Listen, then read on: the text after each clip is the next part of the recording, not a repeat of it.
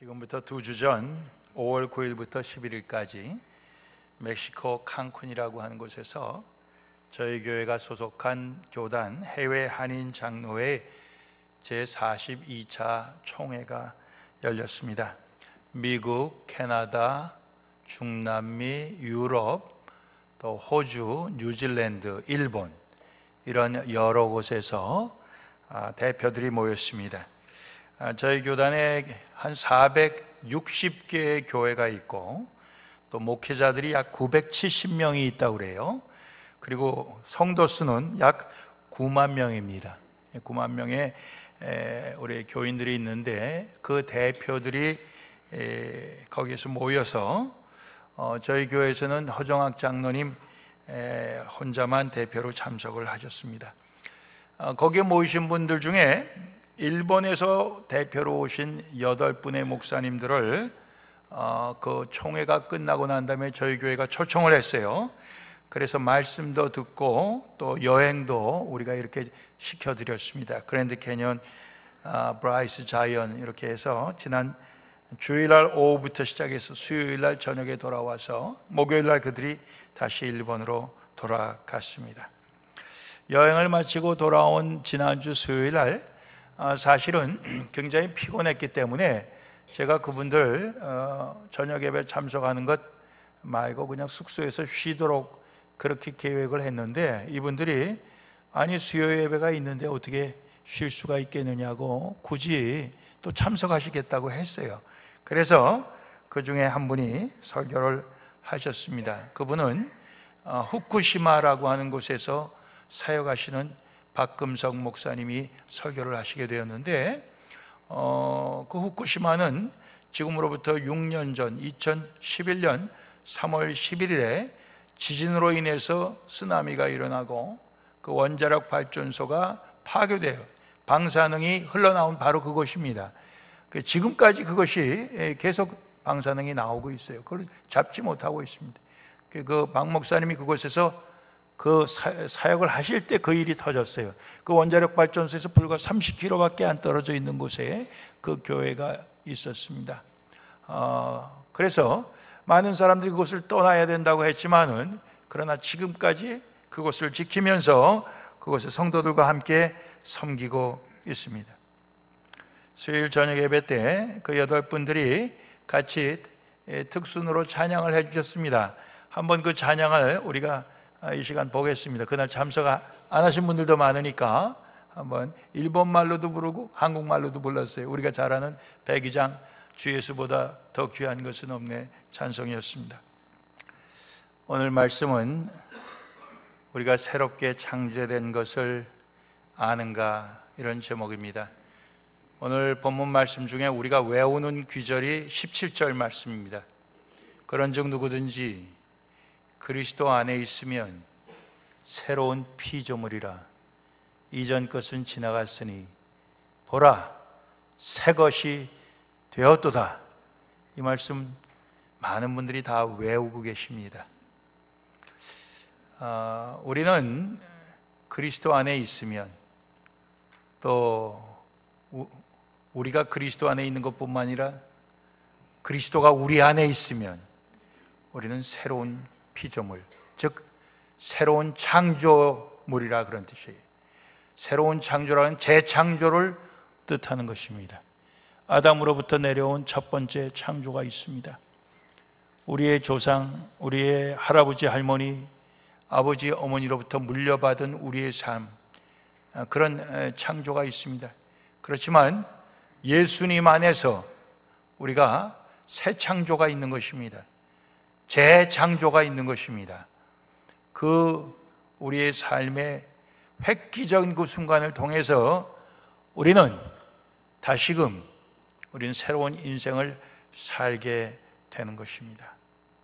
우리가 정말 그리스도를 통해서 하나님이 새롭게 창조해 주신 그 삶, 그 생활 속에 우리가 살고 있는가?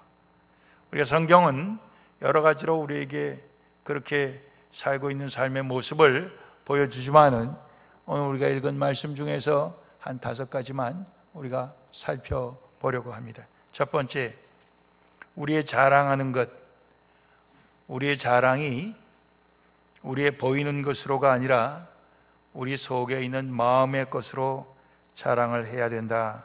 그런 말씀이 오늘 11절, 12절 말씀이 우리 가르쳐주는 것입니다. 우리를 인하여 자랑할 기회를 너희에게 주어 마음으로 자랑하지 않고 외모로 자랑하는 자들을 대하게 하려 함이라. 이렇게 얘기했어요. 바울과 또 그의 동역자들은 복음 갖고 나가서 전파하고 복음으로 사람들에게 가르치게 될 때 결국 무엇을 자랑했느냐? 그 중심에 있는 예수 그리스도를 자랑했다, 그런 얘기예요. 외모를 자랑한 것이 아니다. 겉으로 보이는 것을 자랑한 것이 결코 아니라, 이런 말씀이에요. 주 예수보다 더 귀한 것은 없네, 찬송을 우리가 부릅니다. 예수보다 자랑할 것이 우리에게 없다, 그렇게 우리가 말을 합니다. 그럼에도 불구하고 때로는 우리는 이 외적인 것을 자랑을 합니다. 표면적으로 멋있는 것을 우리가 자랑합니다. 그래서 우리가 차도 아무래도 고급 차를 타고 다니면은 또 사람들이 알아주고, 또 우리가 교회도 자랑할 때 우리가 외적인 걸 먼저 자랑하게 됩니다. 우리 교회가 이렇게 잘 지었습니다. 우리의 성도 교인 수가 이렇게 많습니다. 우리 성가대가 이렇게 찬양을 잘합니다. 이런 것, 우리가 외적인 거 자랑할 수 있어요. 그렇지만 오늘 말씀 속에서는 마음의 그 속의 것을 자랑해야 된다, 이렇게 말씀하고 있어요. 속에 감추어진 것이 더 중요하다, 그런 말씀이에요. 그러니까 우리가 참으로 새롭게 창조된 사람들입니다라고 하면은 우리는 바로 이 속의 것을 자랑하며, 그 속에 사실 우리 속에 주님이 만들어 주신 것을 자랑하며, 또 그것을 우리에게 만들어 주신 우리 예수님과 아버지 하나님을 자랑해야 될 줄로 믿습니다.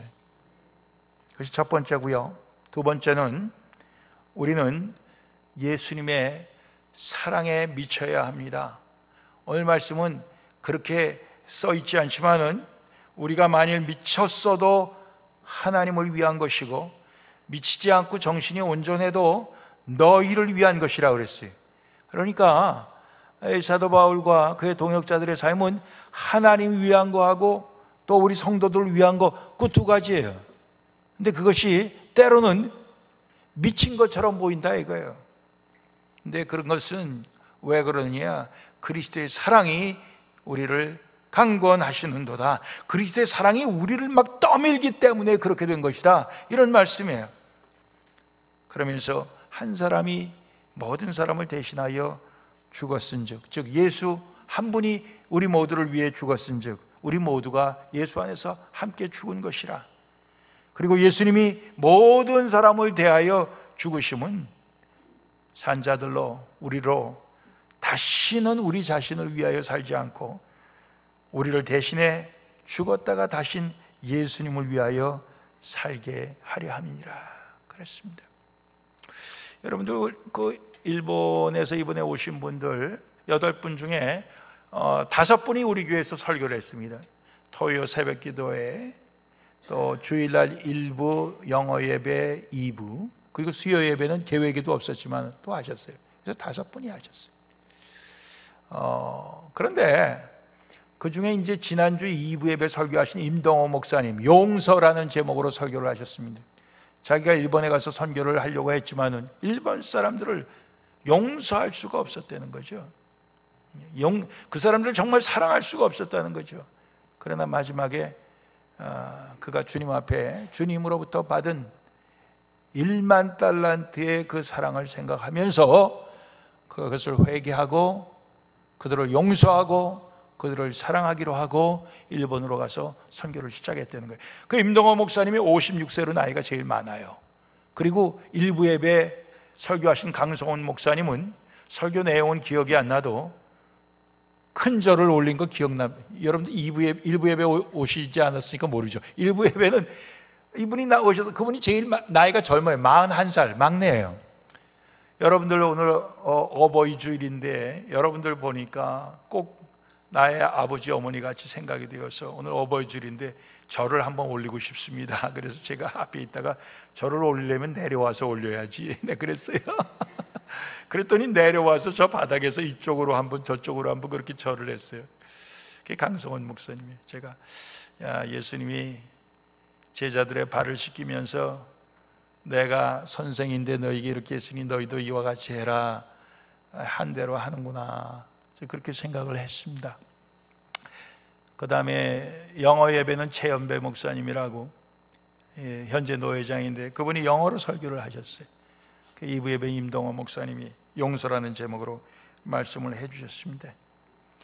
그분들을 보면서 다 이분들이 미친 사람들이다, 제가 그런 생각이 들어요.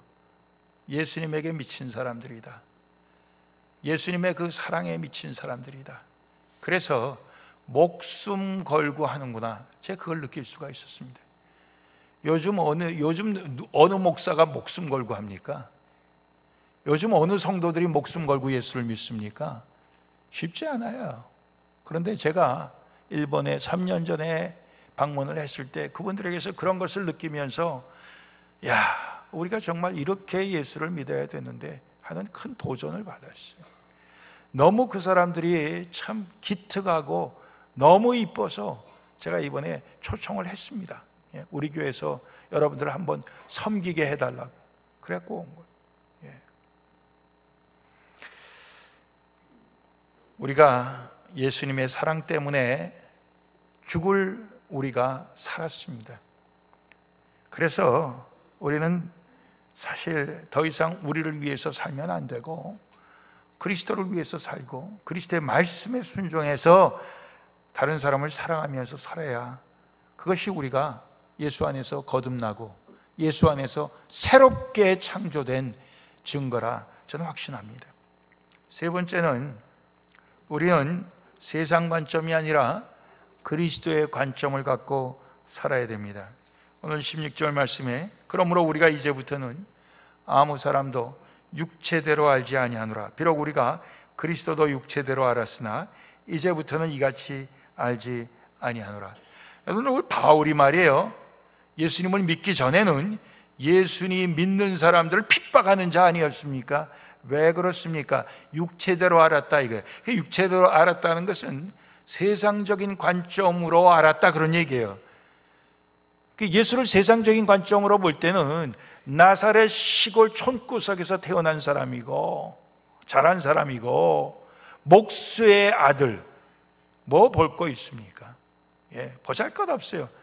사도 바울은 그렇지 않습니다. 그는 베냐민 지파의 바리새파, 아주 제일 신앙을, 아주 그 율법을 잘 지키는 그러한 가문에서 태어나고 그러한 훈련을 받고 또 가말리엘이라고 하는 당시의 최고 교수 밑에서 그는 교육을 받았던 사람입니다.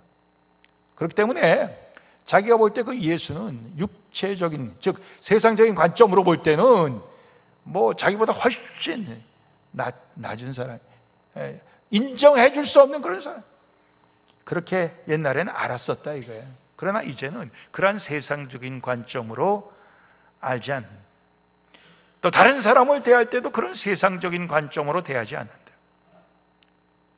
그게 우리 새로 창조된 사람들의 모습입니다. 오늘 우리가 마찬가지예요. 사람들을 볼 때 저 사람이 겉으로 볼 때, 표면적으로 볼 때 갖고 있는 명함 갖고 다니면서 그 명함에 있는 무슨 장자리, 뭐 그런 것, 뭐 어디에 회장, 뭐 그런 거 갖고 우리가 사람을 알아주는 그런 것이 아니라 그리스도의 관점에서 저 사람이 정말 그리스도 안에 있는 사람이냐, 정말 저 사람이 예수님 안에서 새롭게 태어난 사람이냐, 저 사람이 정말 주님 안에서 진실한 사람이냐, 우리가 그런 관점으로 보고, 저 사람이 정말 세상 모든 걸 다 가졌어도 예수를 아직 믿지 못하기 때문에 참 불쌍한 영혼이구나, 전도해야 될 대상이고 구원시켜야 될 대상이구나, 이런 그리스도의 관점으로 봐야 된다, 그것입니다. 여러분들, 우리가 세상적인 관점으로 볼 때는 우리가 세상적으로 자랑할 그 모든 것을 우리는 될 수 있는 대로 다 끌어모아 갖고 사람들에게 그것으로 나를 알아달라고 할 수밖에 없죠.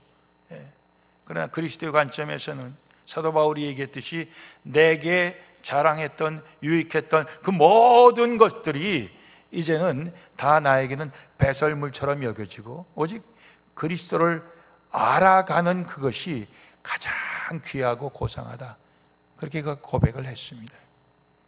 오늘 그리스도의 관점으로 우리는 세상 모든 것을 볼 수 있고 또 그렇게 알아갈 수 있기를 소원합니다. 이제 얼마 안 있으면은 제가 또 이제 그만둬야 될 때가 옵니다.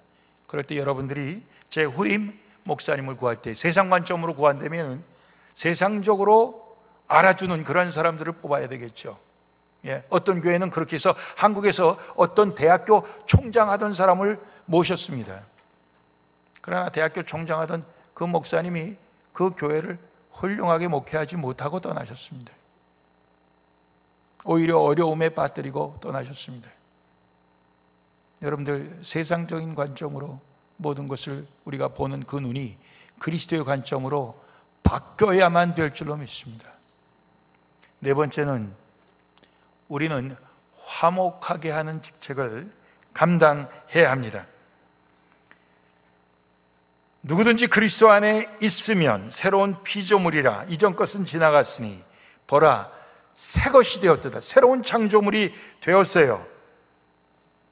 그리고 이 모든 것이 새로운 창조물 된 것은 하나님께로부터 온 것입니다. 하나님께서 그리스도를 통해 우리를 하나님과 화목하게 해주셨습니다. 뿐만 아니라 또 우리에게 화목하게 하는 직책을 주셨습니다. 화목하게 하는 그 사역을 우리에게 주셨습니다. 이 화목하게 하는 사역은 하나님께서 그리스도 안에서 세상을 하나님과 화목하게 하시고, 세상의 모든 죄인을, 또 세상 사람들의 죄를 그 세상 사람들에게 돌리지 아니하시고 화목하게 하는 말씀을 우리에게 부탁하신 것이라고 되어 있습니다. 우리가 세상에 살면서 피스메이커, 평화를 만들어가는, 화목해 하는 자로서 살아야 되는 것, 그래야 하나님의 자녀라 일컬음을 받는 것입니다. 그런데 우리가 그렇게 하지 못하는 이유가 있습니다. 왜 그렇습니까? 우리가 다른 사람들의 죄를 보기 때문에 그렇습니다. 다른 사람들이 잘못하는 것을 보기 때문에 그렇습니다. 다른 사람들이 죄를 짓고 내 앞에서 다른 사람들이 내 눈에 거슬리는 그 모든 것도 사실은 나의 관점에서 볼 때 그런 것이지 죄가 아닐 수도 있는 것입니다. 그렇지만 우리는 모든 것을 내 중심으로, 내 관점에서 판단하는 버릇이 있어요. 그래서 우리가 애들이 좀 이렇게 사고를 치고 말썽을 부리고 그러면은 대부분 남편은 아내한테 그것을 책임을 전가합니다. 당신이 애들 교육을 잘못 시켜서 애가 이렇게 됐다, 그렇게 얘기합니다. 아내는 할 말이 뭡니까? 당신하고 꼭 닮았는데 무슨 소리를 하는 거냐, 이렇게 얘기하는 것이죠. 그러니까 다 저마다 자기의 죄가 아니라 네 죄라고 그러는 것입니다. 우리 다 그렇게 얘기를 해요. 그렇지만 그것이 아니라 내 탓입니다, 내 죄입니다, 내가 부족합니다, 이렇게 말할 수 있어야 우리가 정말 예수 믿는 거 아니겠습니까? 우리가 정말 거듭난 것 아니겠습니까?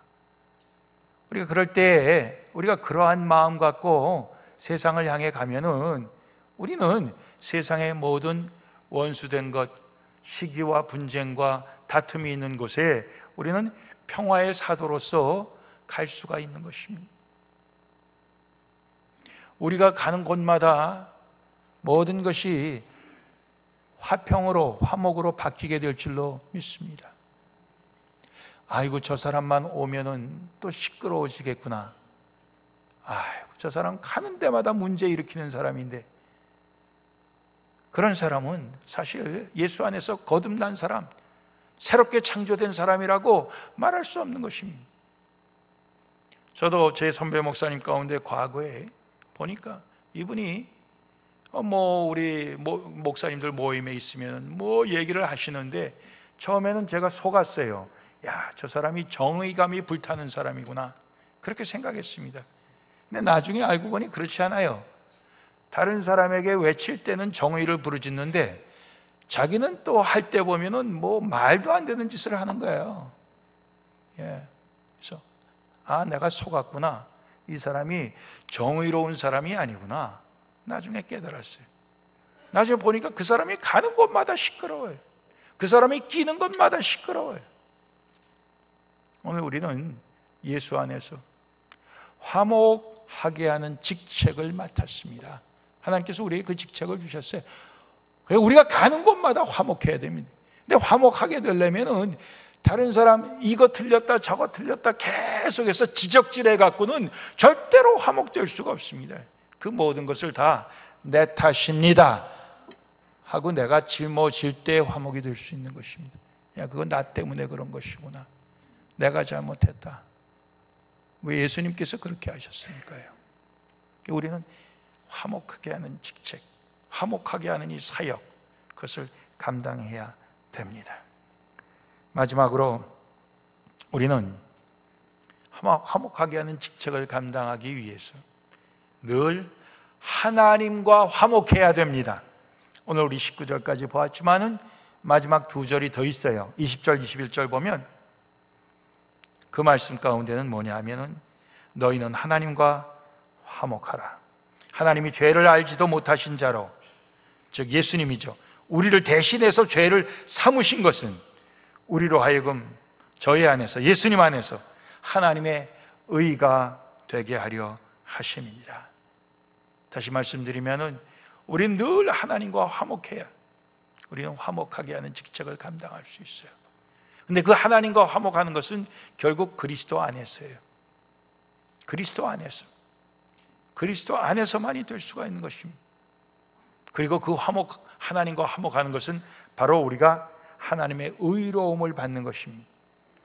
오늘 우리는 하나님의 의는 나뿐만 아니라 믿는 모든 사람에게 준 것이고, 그러니까 내가 자랑할 것이 없는데 자랑할 수 있는 것은 하나님이 주신 의로움 말고 내가 의롭게 살아서 내가 쌓은 의만이 자랑할 수 있다, 이렇게 착각을 해갖고 내 의로움을 우리는 힘껏 내세우려고 합니다.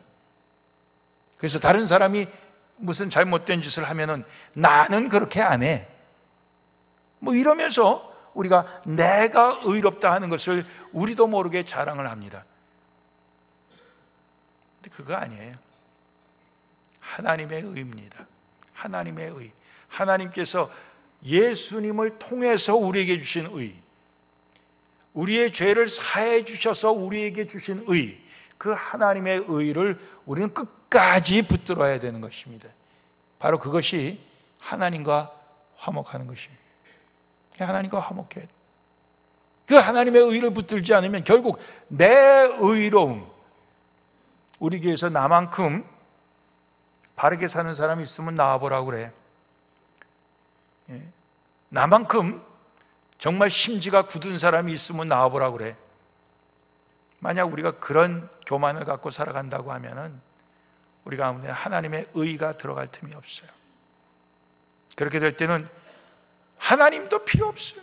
왜? 나 혼자 알아서 의롭게 잘 살고 있는데.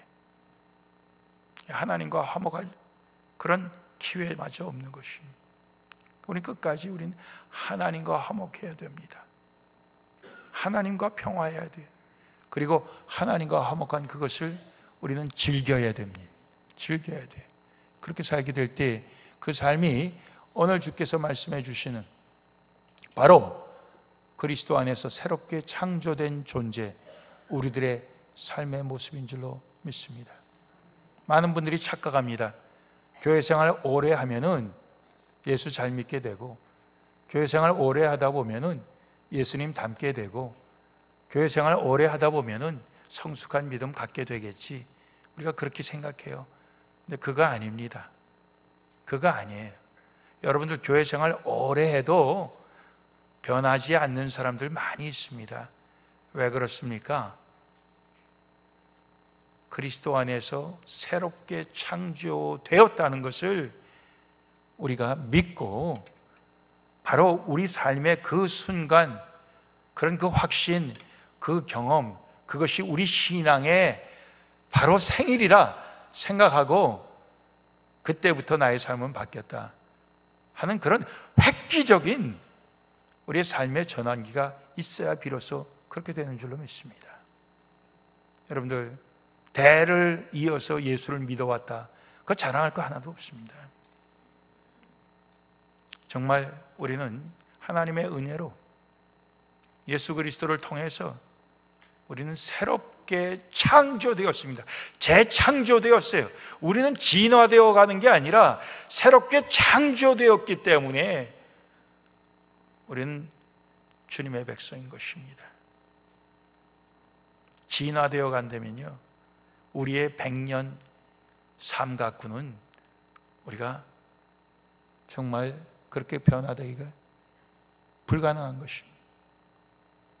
오직 하나님의 하심, 하나님 위로부터 하나님께서 나온 그것으로, 예수, 하나님께서 보내신 그 예수로 우리는 새롭게 창조된 것입니다. 우리의 육신적인 부모가 아니라 우리 하늘의 하나님으로부터 새롭게 창조함을 입은 우리입니다. 우리의 자랑이 바뀌고, 우리의 관점이 바뀌고, 우리의 미쳐서 사는 그것이 더 이상 세상의 물질이나 우리의 쾌락이 아니라 그리스도 사랑에 미쳐서 살고, 하나님과 화목하고 또 화목하게 하는 직책을 우리가 이 세상에서 목숨 걸고 감당하는 우리 모두가 될 수 있기를 주님의 이름으로 빕니다.